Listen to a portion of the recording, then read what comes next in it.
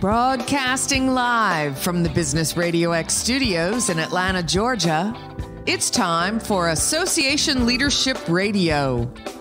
Now, here's your host. Lee Cantor here, another episode of Association Leadership Radio, and this is going to be a fun one. Today on the show, we have Mike Stark with the Association of the Wall and Ceiling Industry. Welcome, Mike. Thank you, Lee. Appreciate you having me on. Well, I'm excited to learn what you're up to, but before we get started, tell us a little bit about AWCI. How are you serving folks? Yeah, absolutely. So our association's been around since 1918. We represent wall and ceiling contractors, manufacturers, and distributors all throughout the United States and outside the United States as well.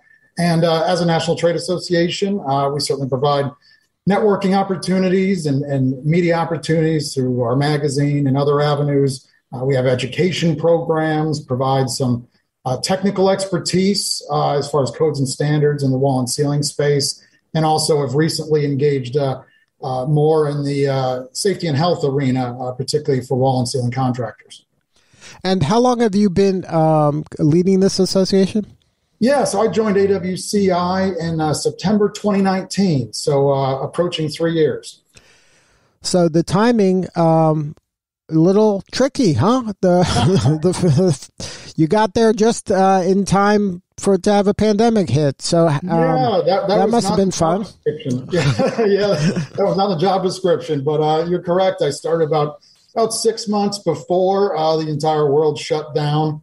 In around March 2020 there. And I came aboard, my predecessor retired and was here for about 24 years as CEO of this organization. So his timing was great and my timing was interesting, but here we're still standing. So now let's dive into both of those things separately, because it's one thing to replace somebody who maybe had a term of a few years, but somebody who's been around for 2 decades. That's pretty entrenched in a leadership position, and then to have to follow that. How was that something you were excited about, or was that some apprehension about doing something like that? Well, it's a little mix of both. I mean, as I came aboard, it was a very stable, well-established organization. So that was good. When I took on the role, I wasn't coming into a train wreck of a group. It was very stable and, just a solid organization. So that was certainly comforting to walk into that. That being said, I did not want to come into the role and just keep the trains running on time, kind of keep the status quo for the next number of years. Wanted to assess things and take on new things. So, what's great is the leadership of the organization, board of directors, executive committee, they had that vision as well, bringing on new CEOs. So they gave me, quite a bit of runway to try some things and do some new things. But, certainly wasn't easy. And even to this day, isn't completely easy as far as, trying to, not change everything. Certainly don't change for the sake of change, but, have the ability to try some new things. And, we had a very solid staff here, but a lot of staff who had been here a long time. So, of course, they're getting used to a new guy. I'm getting used to them. And, I obviously have some different approaches to things as my predecessor. Doesn't make that, better or worse, but just different. So, all in all, things have gone smoothly, but yeah, certainly some challenges here and there on just changing culture, changing process, changing approach. Now, in some ways, did having gone through the pandemic make this transition a little bit smoother in the sense, I know it was difficult for everybody, but just the fact that there's this major global change so that we have to change, like there's no like that, this is non-negotiable. We have to adjust and make some changes. We can't do things as we've done them for, while we have a pandemic happening. No, I think that's a good way to put it, where, no one would wish, of course, a global pandemic for any of us. But, I guess I was supported by the fact that, AWCI wasn't just dealing with that. I wasn't just dealing with that. Every organization, nonprofit, for-profit, around the globe was dealing with the pandemic. So, there wasn't a playbook for us to follow, but we just figured it out along with other groups. Certainly kept my eyes and ears open on what other associations were doing, whether it's, meetings, member communications, COVID protocols, that kind of thing. So that was good. And, I do joke with our members, my honeymoon as the new guy was probably extended a bit, right? That honeymoon can be short or it can be a year. Every position's different, but we were in some form of triage trying to navigate the ins and outs of COVID. So, I think in that way, it did make it a little easier that, hey, Mike and his team at AWCI are dealing with this thing as our members are, and probably didn't have as much pressure in some other areas at that point. So, we negotiated that well. And, I always kept in mind that, our members, they're dealing with these things the same we are. So, we're all kind of in the same boat. Now, when the pandemic hit, obviously that impacted, I would imagine, how you did some in real life events and conferences and conventions and things like that. Have you come out of that, or have you kind of gone on and started, getting back together and meeting in person again? Absolutely. So, the initial impacts were, of course, I had a whole slate of travel, get to know the members, get to know the chapters planned for 2020. And, that came to a screeching halt. So that slowed down, I guess, a little bit, just my, my ability to put names with faces a little bit. But yeah, certainly getting back to that, currently I'm on travel next week. I'll see several members and chapters out in Arizona. So that'll be great. In March 2020, we had our national convention and trade show planned in March 2020. And if it had been 2 weeks earlier, we would have gotten it in under the wire, but it was not. So about a week or so before the event, we had to cancel it. We were supposed to be in Las Vegas in, mid-March of 2020, had to cancel that. And, no one wanted to have to do that, of course. It was kind of the no-brainer, the right decision. Las Vegas shut down a couple of days after we canceled. And fortunately, we did come out of that well from my financial aspect.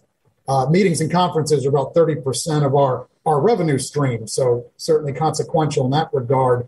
But we did have a favorable insurance policy for events and infectious diseases at the time. So at the end of the day, we came out of that financially whole, which was great. Obviously missed seeing people. And we just literally had our convention and trade show in Dallas, right outside of Dallas a couple of weeks ago. And that was my first one. I've been on the job almost 3 years, but that was my first event because we canceled in 2020 and had to cancel again in 2021.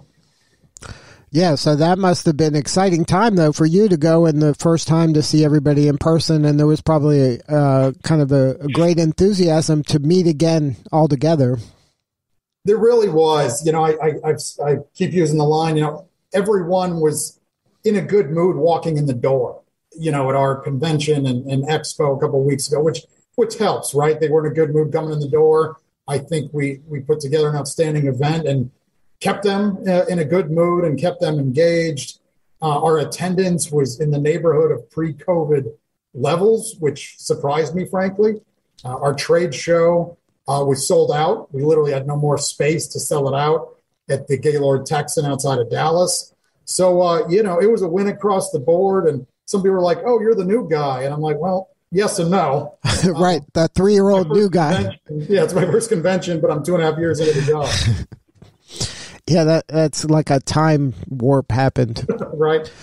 Now, has it been difficult kind of continuing to push the value to the members when you are going from a lot of our value was these in-person stuff, and now we haven't done that. Now we're getting back to that. Have the members kind of come along for this ride and are now hungry for that in-person kind of interactions, or you're having to come up with creative ways to just keep enhancing the membership value? Yeah, so it's, my biggest concern, frankly, during all of COVID and even still, certainly the financial implications of canceled events and things of that nature. But, it was really, are we going to lose the momentum? Are we going to lose the engagement? The members say, hey, we haven't met in person in 2 years, but, no big deal. My company's doing fine. And, is that necessary again? So I hope our recent convention was, not an anomaly and really shows that people want to get back together. I think our industry, again, the construction industry, contractors, manufacturers, suppliers, like a lot of industries, it's a people business. It really is. And all the Zoom meetings in the world and all the webinars we can crank out, they have their place, but I really don't see it replacing that in-person contact. I really don't, at least not for our industry. We've certainly, done more webinars. Some of our committees that used to meet in person, okay, we learned they can do it over Zoom. And some of those things are, I guess, positives that came out of all of this. But I think the in-person will continue to be important for our members and our organization. But, it doesn't mean, okay, great, we can just keep going how we were going. I think, that member value proposition is something we always need to look at and, want to use the past couple of years and the challenges we faced as, that springboard to try some new things and make sure we are engaging the members and don't just hang our hat on, a convention in the spring and a fall conference in the fall as those touch points. So now that you've been about 3 years into this, is it, you feel like kind of now you've got that balance of this is the way we used to be, this is where I kind of see us growing into? Are you kind of having that vision kind of come to life now? Yeah, no, we definitely, some of the things we've talked about, and of course, some of it was, we were stopping and starting, right? It's like, okay, we're going to mix up some things for the convention and try this and that. And then we canceled, and then a year goes by. So now we've got one of those under our belt, under my belt. We saw some things that work, some things that maybe weren't a home run, and we can adjust moving forward. But it is good to see some of the conceptual things that the team and I here, our volunteer leadership, had talked about come to fruition. We're seeing we've increased our marketing, gotten smarter about how we communicate with our members. We're seeing higher attendance in webinars. So great, they're not the best kept secret anymore. So that's a nice metric to see.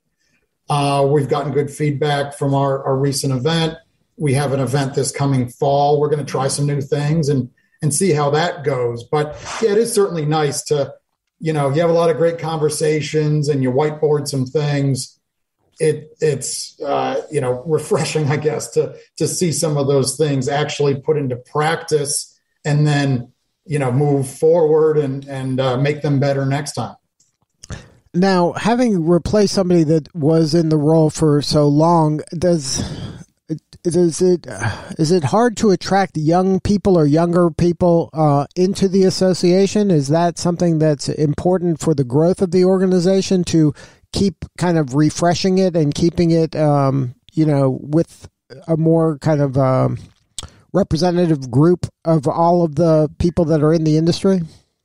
It is essential to this organization, and it is front and center of almost everything we do. And it's that balance, right? We don't want somebody who's been active in the organization. Maybe they're a past president, maybe they're not, but them and their company have been involved forever. We don't want them to feel like there's not a place for them anymore. That would be, a disastrous misstep.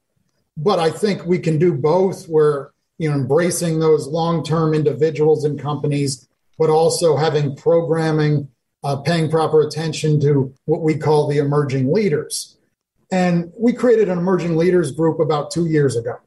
Probably should have done it even earlier, but be that as it may, created this group. And for the first time at our recent convention, had programming specific to them.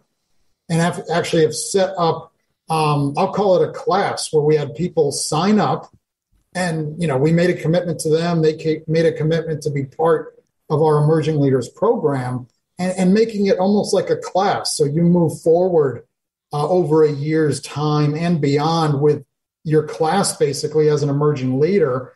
And, we want them to go on site visits. We want them to interact with experienced leaders to learn from as well. So, I've had a lot of our members who have been stalwarts saying, hey, I'm within 5 years of retiring here.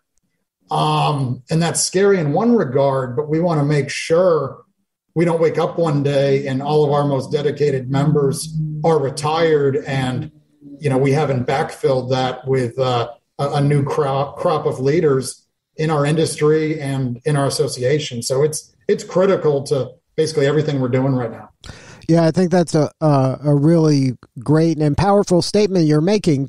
And I think that it serves all of the members, though, because you're now having a place for this emerging leader to learn and grow. And then also there's a place for that seasoned veteran that's able to share their knowledge and have a legacy and seeing the impact of all their work being, staying alive in the group. And you don't have that brain drain, like you were saying, that, all this history and legacy leaves. And then people don't know kind of where they were and what mistakes have already been made, No, that's right. No, I think it's that kind of, we don't have a quote formal mentor program, but I think, emerging leaders, those kind of, under 40, although we don't put an age on our program at all, but, to hear from others outside of their region or their market or within their company, to hear from others on some pitfalls and some successes maybe that individuals made in their career,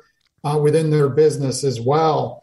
And just trying to, and some of this is self-preservation for the association as well, right? It's not only the industry, but we want to start to identify the next committee chair who maybe becomes the next officer, becomes the next president as well. And just one thing I would like to mention, we're just starting to kick around an idea, and it's just really conceptual at this point of, those individuals who, they're still in the industry.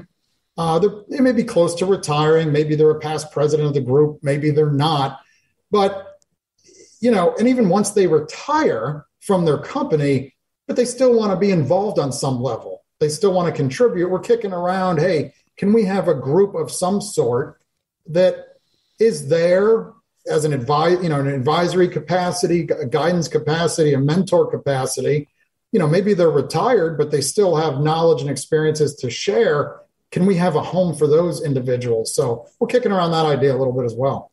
Yeah, I think it's great to get all the generations involved. Like, why would you kind of not be open to having a place for them? I mean, they've learned so much. They were part of it for so long. Why would you not want their opinions or thoughts about things? Like, I think people want to be heard, and especially as your career is winding down, you want to know that, hey, I left a mark. There is ripples from the work that I'm doing, and I have things to share, and I can, maybe help somebody else not go through some of the stuff that I had to go through. I think everybody wins in that sense. Absolutely. So it's exciting times for you. Is there any advice you would give? Let's talk about somebody, if you're replacing somebody that has been around for as long as your predecessor had, is there any advice like do's or don'ts that you can say, you know what, I wish I would have done this, or, this went really well? Is there some ways to do that kind of a handoff in a way that you think you can help somebody else down the road? Sure. Yeah. I came in and this was my first, I've been in the association space and particularly the construction trade association space on a national level for 22 years now.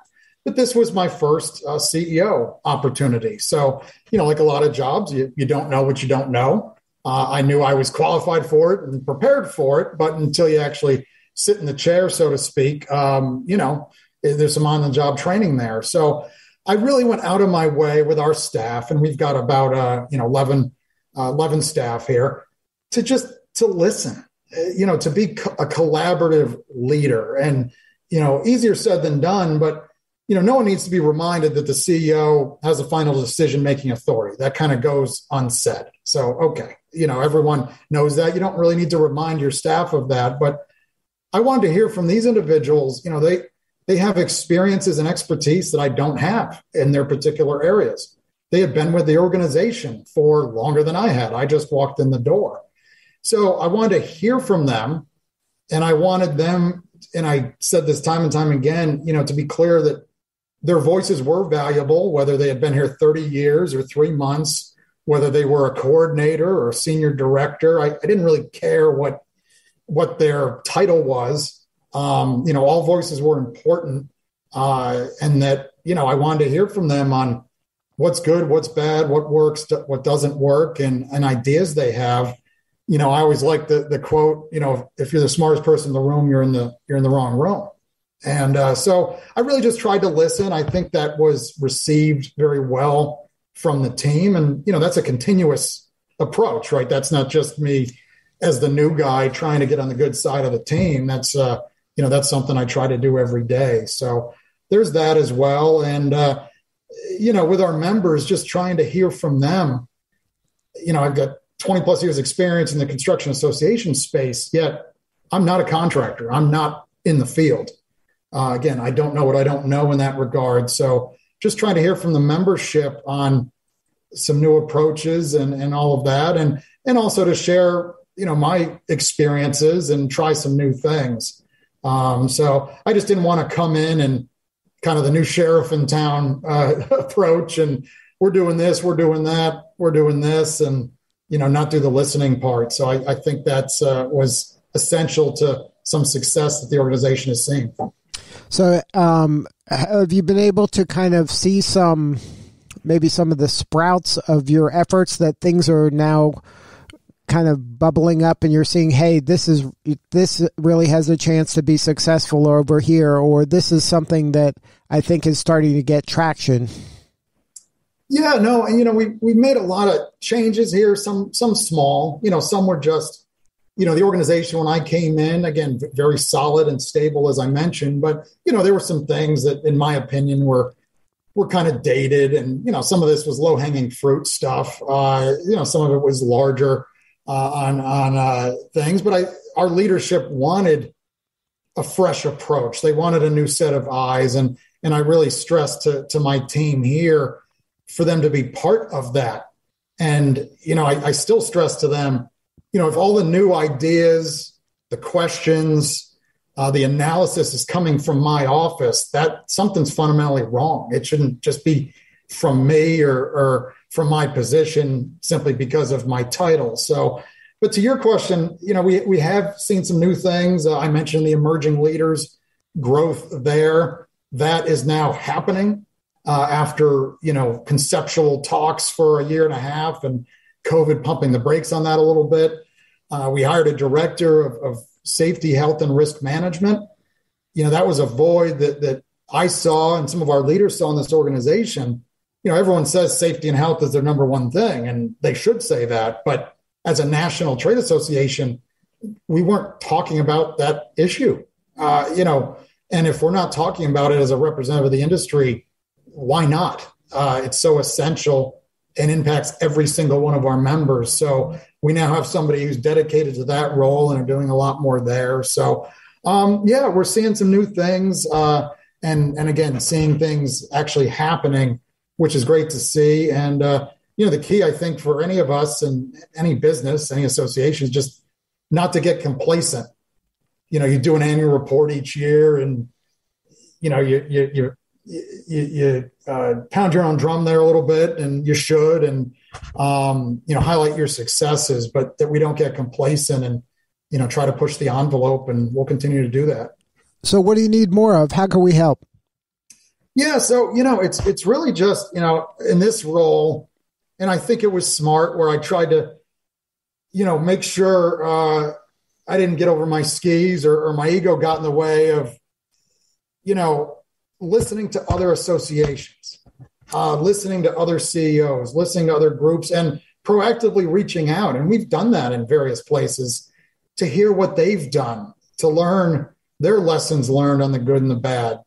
So it's really just, whether it's broadcasts like this or resources through ASAE or just any other avenue for particularly leaders in the nonprofit sector, because, we are unique as associations in a lot of ways, but just, as many resources that are out there on, what's the future of trade shows? What do association CEOs need to learn? How to best supervise and manage people, which is always a challenge at times for those, and usually an area where none of us have had really formal training. So, I think we've been smart about, proactively reaching out to other groups. Hey, what are you doing with webinars? We hired somebody to do a communications audit of our organization. So a third party could really, we're all too close to it. A third party could really analyze what we're doing well and what could be improved. Just really the availability of those resources to anyone up and down, the staff list for an association are really invaluable because we're all facing very similar things. Well, if somebody wants to learn more about your work, what's the website? Yeah, so our organization, AWCI.org, is our organization website, and we've got about 2,400 members around the country, 16 chapters, 15 in the United States, one in Canada. And, we filter things through our website like everyone else does. We're doing a lot more on social media, between Twitter, certainly, and LinkedIn and Facebook. We've hired somebody to really hone that in for our organization. So a lot more on that as well. And we're certainly in growth mode, and I think our members are as well. And it's been helpful for us as an organization that, even during the heart of COVID, construction was largely deemed essential, as it should be, even in the middle of COVID. So that's been helpful for our members and our association as well. But doing a lot of great things and looking to hear what other groups are doing as well. Well, congratulations on all the success. You're doing important work, and we appreciate you. Thank you, Lee. No, I appreciate being a part of this and all the work that you do highlighting the association industry. Thank you very much. All right. This is Lee Cantor. We'll see you all next time on Association Leadership Radio.